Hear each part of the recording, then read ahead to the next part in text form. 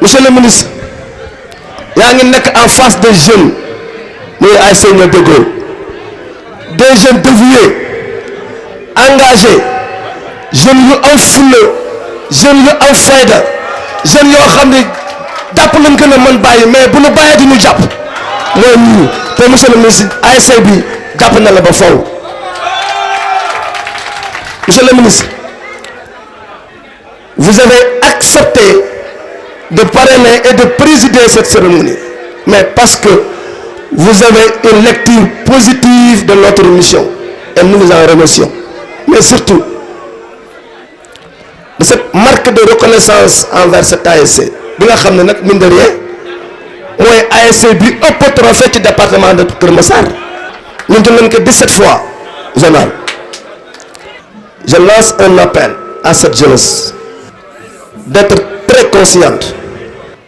Monsieur Amadou Hott utul mbooloo parce que ba nga koy nommé ministre boobu politique kon président de la République bi nga koy nommé ministre taxul nekkul mbooloo moo tax.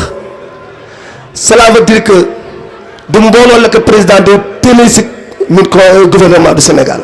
mais xam-xamam qualités humaines yi mu yore sens de devoir et de responsabilité boobu àggal mais li mu gën a neex mooy son engagement patriotique envers ce Yeumbeul là. Commencé nañ déjà effectivement participer ki ci jot yaakaar naa ñëpp am nañ ko ñëpp mën nañ ko imaginer est-ce que xam ngeen ko kan ngeen yaakaar ni moom la monsieur le ministre Amadou Hott. waaw te moom li mu joxe daf ni daf ko joxe juste pour ñu organiser journée bi bis bu ñu demee ba commencer football dina gën a wane boppam incha allah donc joxe na 1 200 000 francs ñu koy remercier. La clé de la solution c'est monsieur Amadou Hott.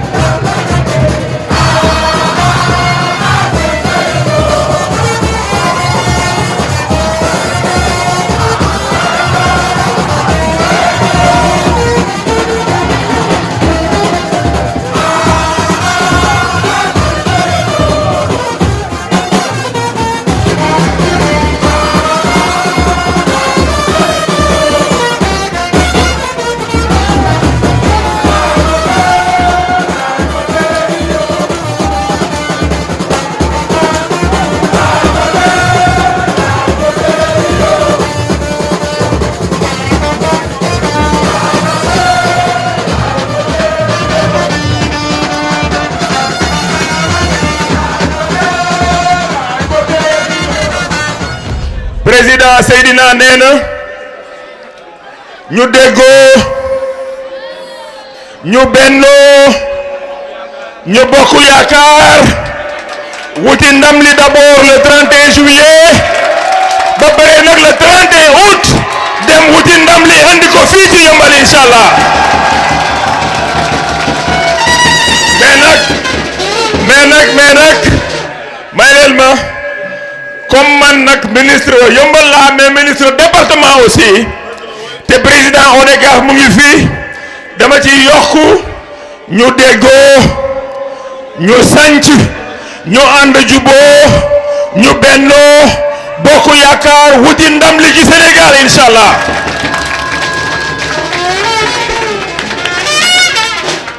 donc waa déggoo ñoo déggoo tey ak suba ak ginnaaw suba man seen frère doomu Yeumbeul je suis avec vous muy taw muy naaj muy guddi muy bëccëg man je suis avec vous inshallah.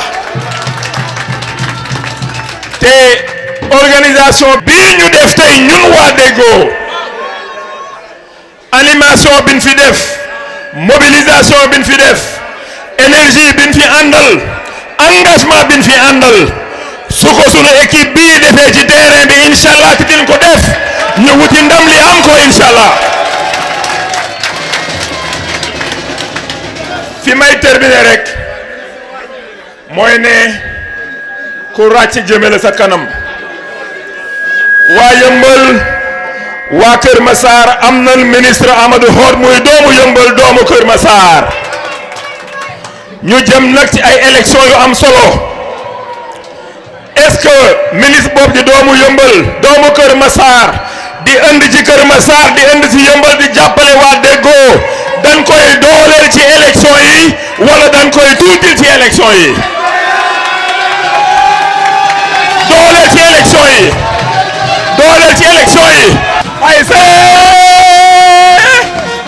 Deggo benno wuti ndam li dama la bëgg Amadou yaa ñu jaral li du ma jooyloo woo naa la